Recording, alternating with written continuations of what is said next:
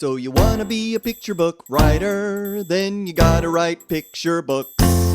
And you're gonna need a bucket load of bright ideas for titles, plots, and hooks.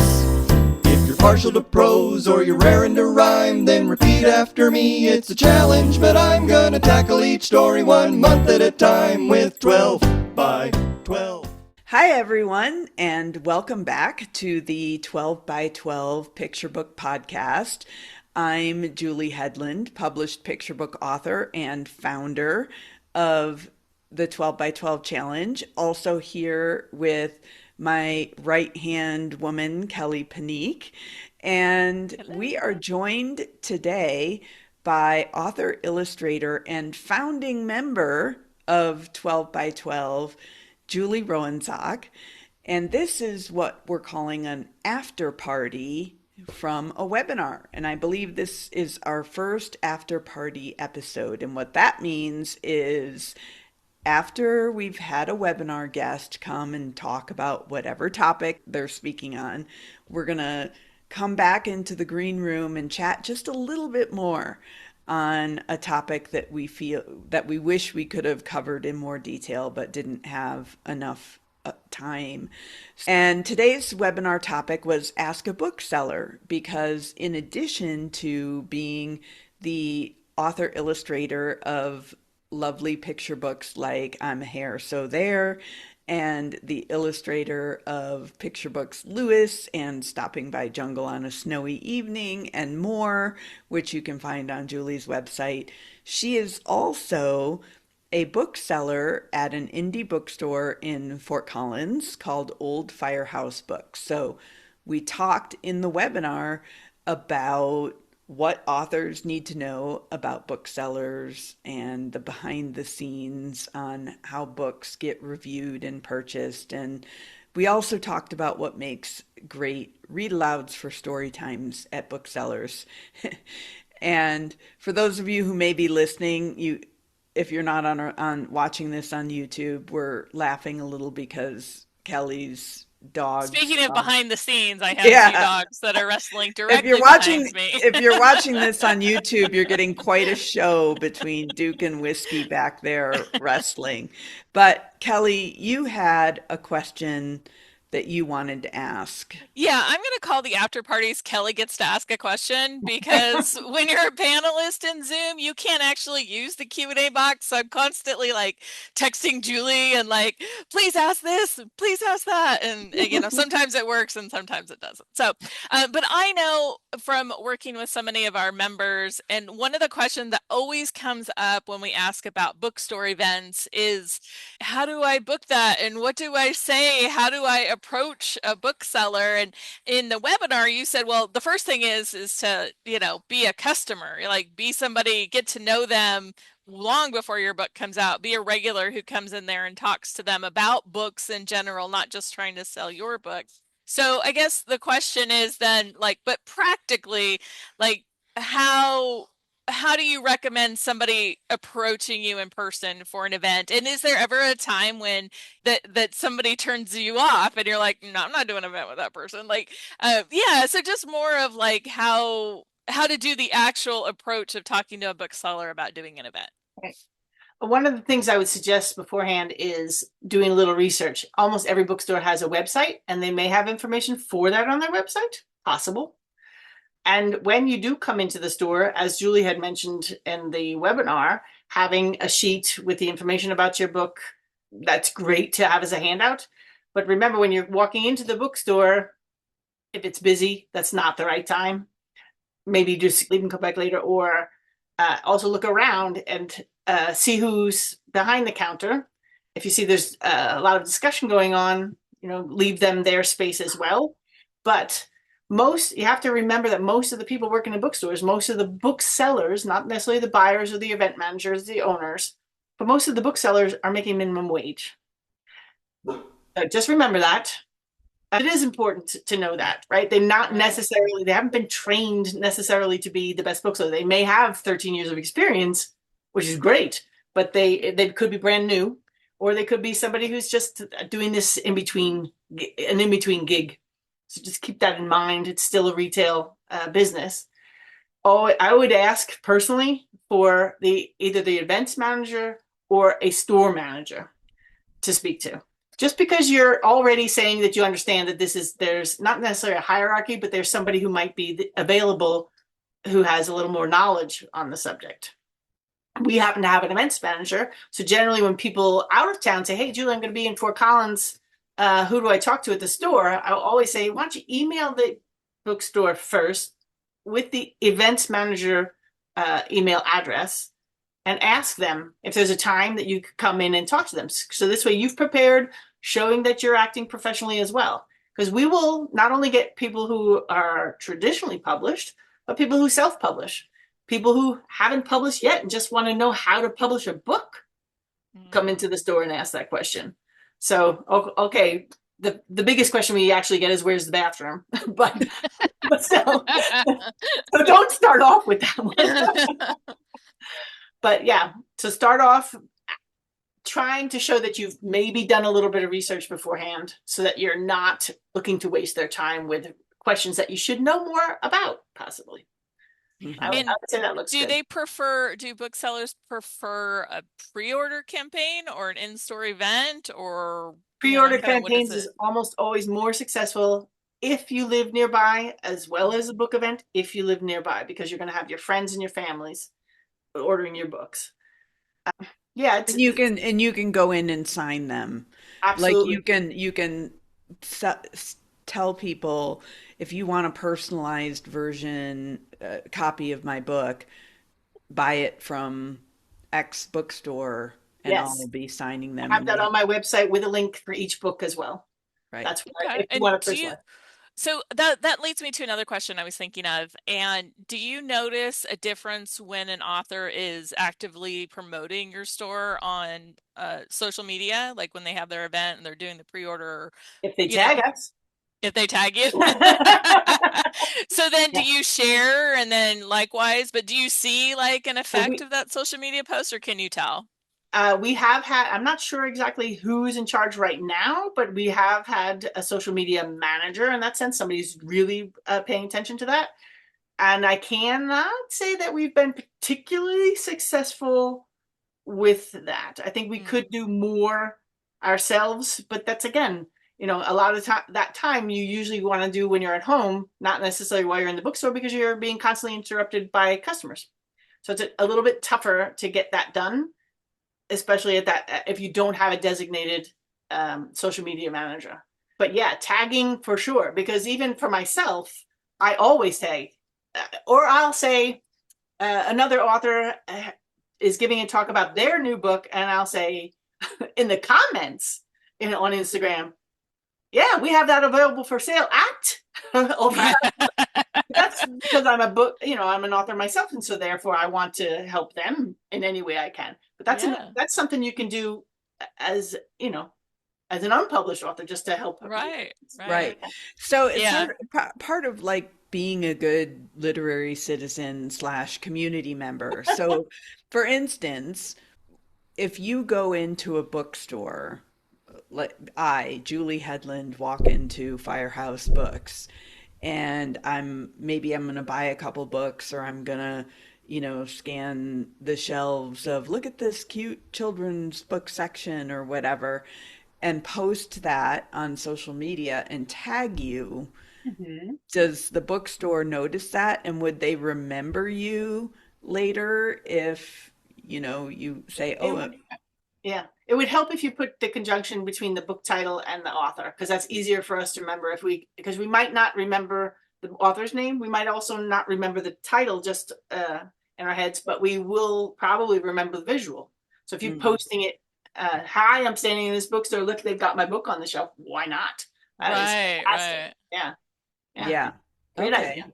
Yeah. Okay, well, so then that brings up another question. Like, if you're visiting a place from out of town, say like my family lives in California, so if I were to go there and I wanted to do a book event someday when my book comes out, and I'm not going to do a pre-order campaign because it's already come out, I just happen to be traveling to an area with a great bookstore. How does that work? Are bookstores open to non-local authors coming in and doing that sort of thing? Sure. It depends. I mean, I would also look on the shelf first to see if they have my book on the shelf. And if I see there's more than two, I might even go up front and say, "Hi, my name's Julie. This is my book. Would you like me to sign my books while I'm here Oh, visiting?" I mean, you don't necessarily have to start with that, but that's, I mean, we do that at events all the time. Library right. events, bookseller events. We just walk up to the bookstore that's at the event and always asks, "You guys want us to sign any books?" And they always want you to sign the books. It is true that a signed book does actually sell better. We've had displays where we've just shown the signed copies. We keep them on the shelf long too. So yeah, And definitely. do you often have people who are traveling in from out of town contact you Yeah. about doing an event? Yes. But again, that's a little harder because events, especially for children's books, are not necessarily the most frequented of all our events. I'd say it's Mm, far more popular for almost like with the same with pre-orders. Um, Pre-order campaigns and or rather I should say this, a cover reveal is far more successful for a middle grade and or young adult, probably even more young adult, because those are the young people who are really sharp into wanting to get that next book in the series. mm, You don't find kids, asking their parents, "Hey mom, could we order this? It's coming out next month." Right? So that's right. where a cover reveal and a pre-order, a cover reel is maybe not as important for a picture book. A pre-order campaign is your lucky way to get in to talk to a bookseller. So if you're coming from out of town, that's going to be a little harder with the pre-order. Right. But you can always ask about an event, and you know, I wouldn't necessarily do my book launch in a strange town Right, because right. it's just so much harder to get people to come. I How can far in Right. advance do you need to contact a for the bookstore pre-orders as for soon as you're pre-orders or events if you wanted to, like say I was going to California in March, like when would I right. want to reach out to that bookstore? Anytime, because we're already scheduling 6 months out for our Oh, events. So okay. go ahead. Yeah. Go ahead and ask. And And that's they're gonna the say same no, is or true. yeah. They may say, come back again in 3 months and ask us, we're too busy right now to think about it. Who knows? Hmm. Yeah. Right. They're not But gonna So lie.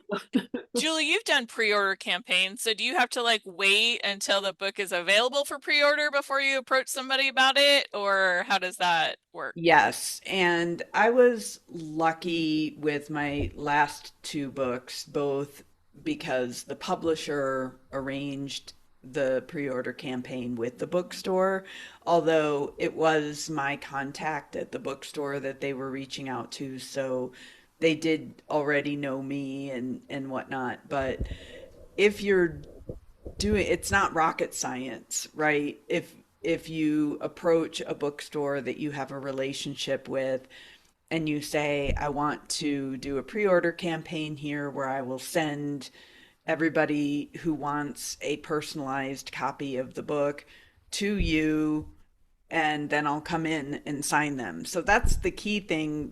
The reason why it really helps to be local, you want to pick a bookstore that you can drive to so that you can sign copies. And that's great because typically then even people who know you but live in California or live in Michigan or wherever, they can pre-order the book from your local bookstore Right. and you will sign it and then the bookstore sends it to them.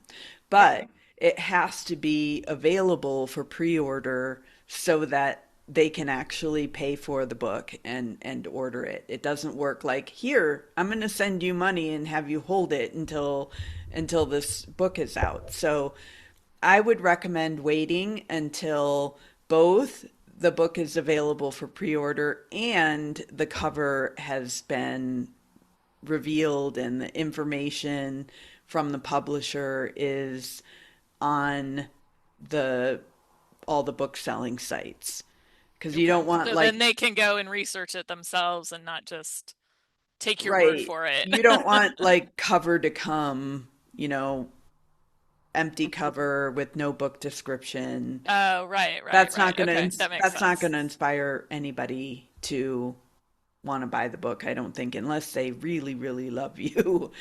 But I do think so. Let's say the book has been out for a while and you're going to travel somewhere and you know a lot of people in that area, for instance. So I am from northern Michigan originally. So if I went there and approached a bookstore, would it be reasonable for me to say, I would love to come in and do an event or talk, having grown up in Michigan, whatever, whatever.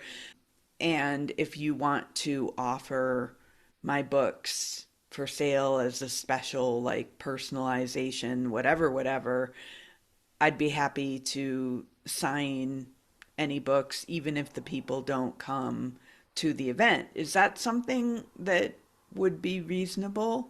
Absolutely, Okay. absolutely.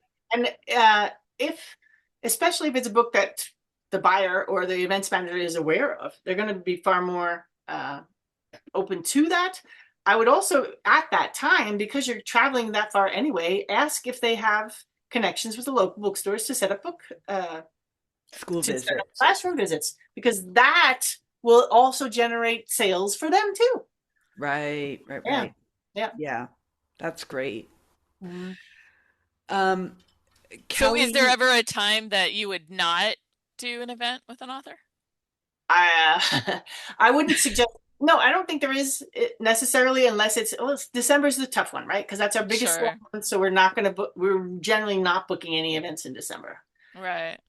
I have done them where, because I can pull the tables and the chairs and the things out, put it out in front of this door, and pack it all the way, and so my colleagues are not bothered by me doing that. So Ah, okay. I've done an event early December before, but not the average person's going to be able to do that. So I wouldn't necessarily pick that time of year to try, but I would also not, just like classroom visits, I wouldn't do it right before a vacation, Mm, right? If a school break, like right before Easter break, but it's also possible that people are out, shopping. It's just hard to know. But kids, you're not going to necessarily get school events that are good for you if it's right before a vacation. If it's on a Friday afternoon, the kids are a little more unruly. If it's it can happen on a windy day as well. My sister's a school right. teacher, so full wind, moon. Full moon, yeah. Yeah.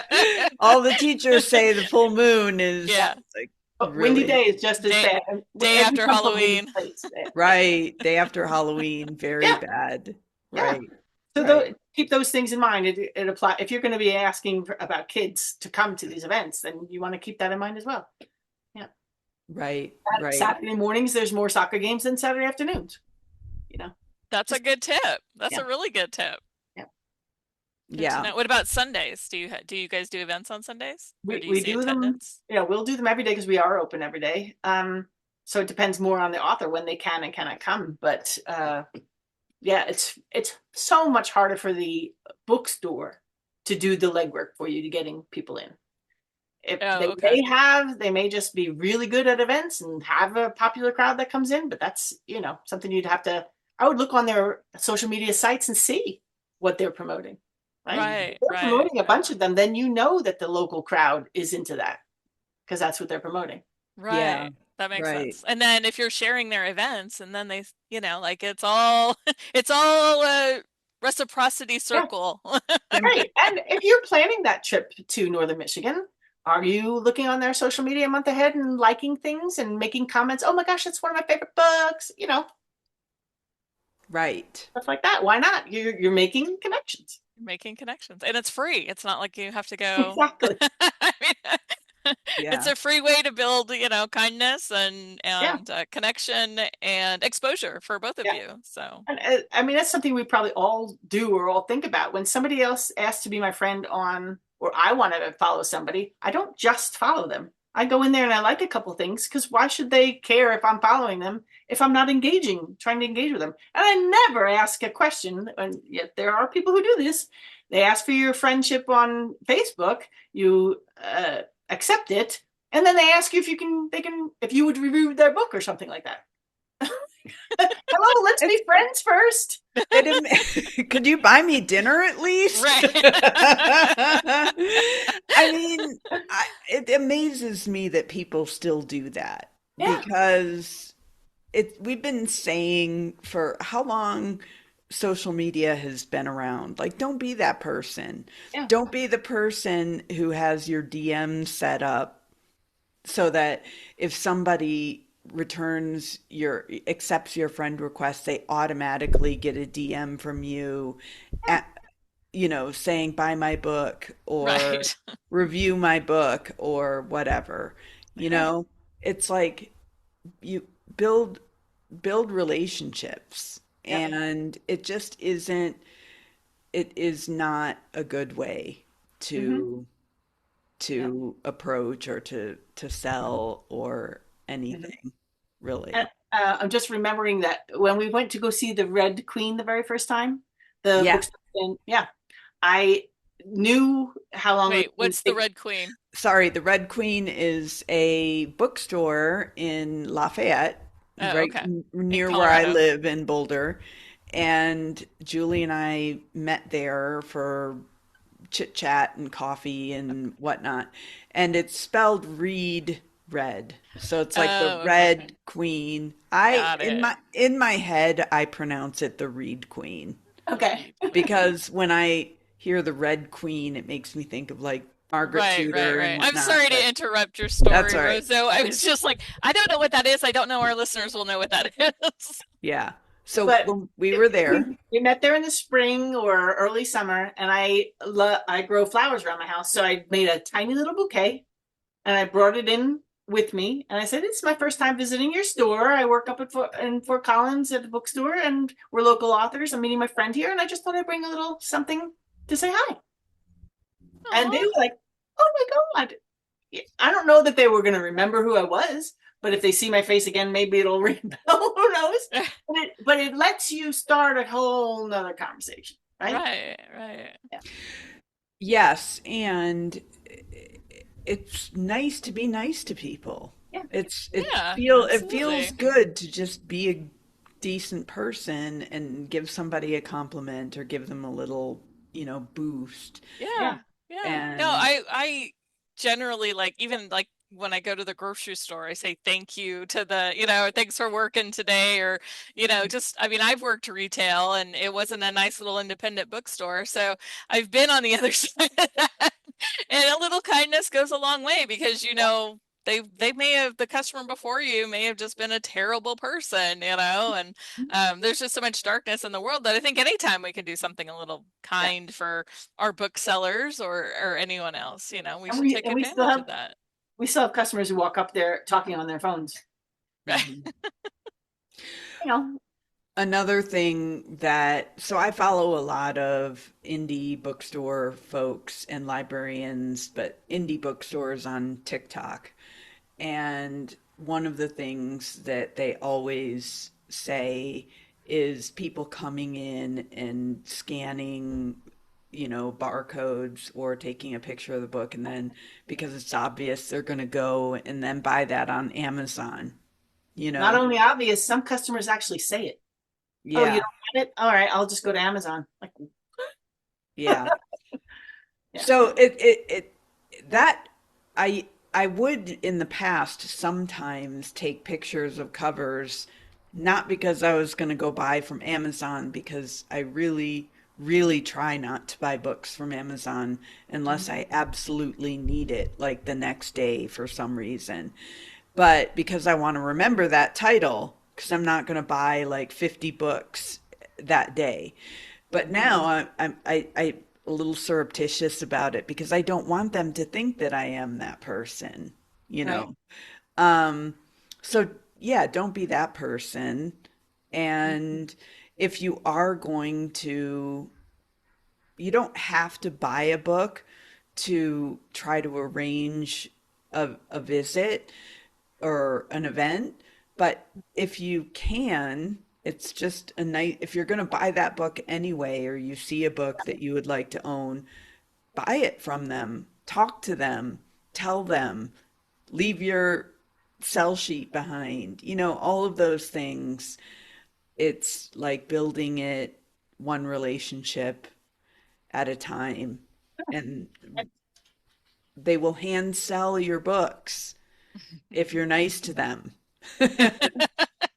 I like to buy the bookstore's picks, the employees all have different picks, and I always go to that wall to see, what they're recommending. And I have to say, every day when I come into work, I look down there to see if there's anything missing, something that got sold. Oh, fun. Yeah. Yeah. Well, thank you so much. This was a lot of fun, and I feel like the whole webinar was a lot of fun. And this is just a little extra, which is what we want our after parties to be.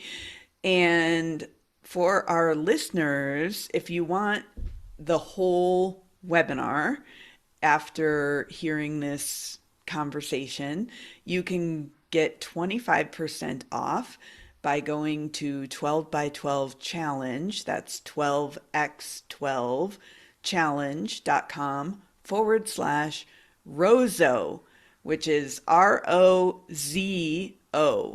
because Julie Rowan-Zoch, we shorten that to Rozo, and that will be in our show notes as well. And the name of the webinar will be Ask a Bookseller. If you're on our Teachable site and you somehow don't get there through the link or whatever, if you're looking for it. Ask a Bookseller, and 12 by 12 challenge.com/Rozo will get you 25% off. And as always, we would love for you to join our email list, which you can always do at 12 by 12 challenge.com/newsletter.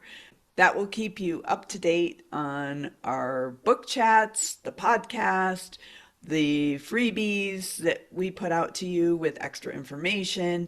And of course, as we get closer to registration, all of that information will be there as well. So thank you again, Julie. The webinar was amazing. The after party, even more celebratory. And thanks to all the listeners. We'll see you next time. Ciao Thank you. for now. Thanks, Bye. Julie and Kelly. Bye. Bye-bye. Do it together so never you fear. It's a handy little way to help you kick into gear. You're amazing, exciting. Look out, 'cause you're writing 12 by 12. 12 manuscripts. 12 by 12. 12 picture books. 12 by 12.